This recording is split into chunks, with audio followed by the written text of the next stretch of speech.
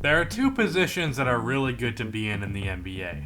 The best of these two is being a contender, but the second best is being a bad team with young players with lots of potential. Teams like the Minnesota Timberwolves or Philadelphia 76ers.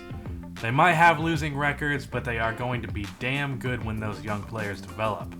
Now, in contrast, the worst spot to be in the NBA is in the middle. Being a team such as the Atlanta Hawks or Indiana Pacers. Teams with talent, sure, but their players are either too old or they're already at their peak.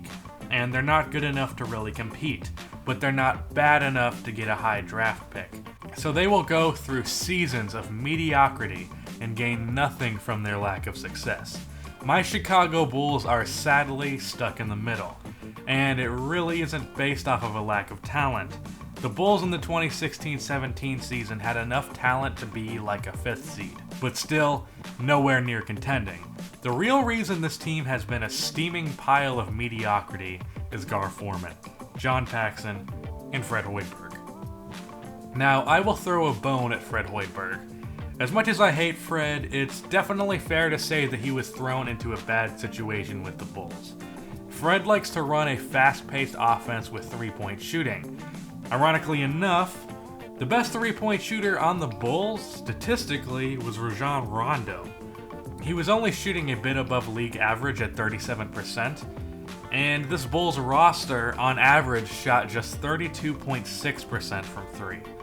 Yeah, Fred wasn't given the roster he wanted. Even still, a good coach would be able to put out a respectable product on the floor, given the talent on this team, regardless of the lack of shooting. So my point is, this Bulls team is far from successful, but there are some moves that I think they could make to improve their roster. Will Gar Forman or John Paxson do any of these things? Probably not, because this is Gar Forman and John Paxson after all. But if we lived in an alternate universe where the Bulls management didn't suck, here's what they should do. First, they need to get rid of Dwayne Wade. The novelty of having Wade in a Bulls jersey has faded, and he really hasn't been a big help on this team. Even if he was doing better, $25 million a year for a 35-year-old player is very much not worth it in the long run. Apparently Denver is still interested in him. If Wade takes his player option and the Nuggets want to give us Will Barton for him, that's fine with me. Next thing they need to do is re-sign Rajon Rondo. I was the biggest hater of Rondo all season, and he killed it in the playoffs. I at one point legitimately believed that MCW was a better point guard than Rondo. Yeah, if you want to unsubscribe for that BS that I used to think, I wouldn't blame you. So re-sign Rondo, unless of course you can get someone like Drew Holiday or Jeff Teague. Next is do not re-sign Nikola Mirotic. I swear, if I have to go through another season of Nikola Mira shit, breaking threes from 3 feet behind the line, I might tear my hair out. And also, for free agency, they really need to get some damn shooters. A team with Rondo and Butler with shooters is good enough to be a top 5 seed. Maybe someone like CJ Miles or Patrick Patterson. The Bulls need some more shooting. And the draft, this team really needs a point guard to be excited about for the future. So if I was the Bulls, I would probably trade the pick. I don't know what for, but most of the point guards in this draft are going to be gone by the time they get to 15. If Frank Ntilikina, or however you pronounce it, drops, then that's an option.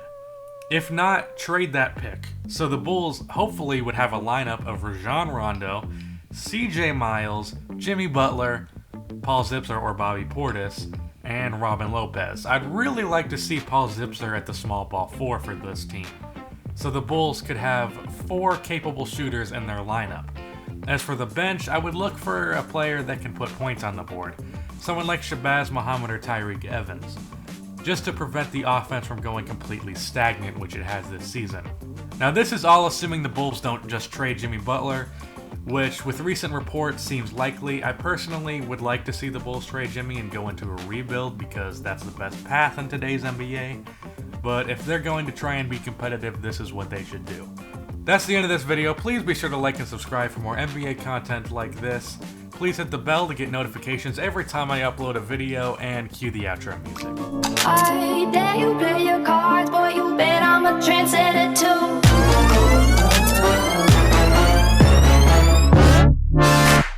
Fire when the strobe hits you. That's it, Brian?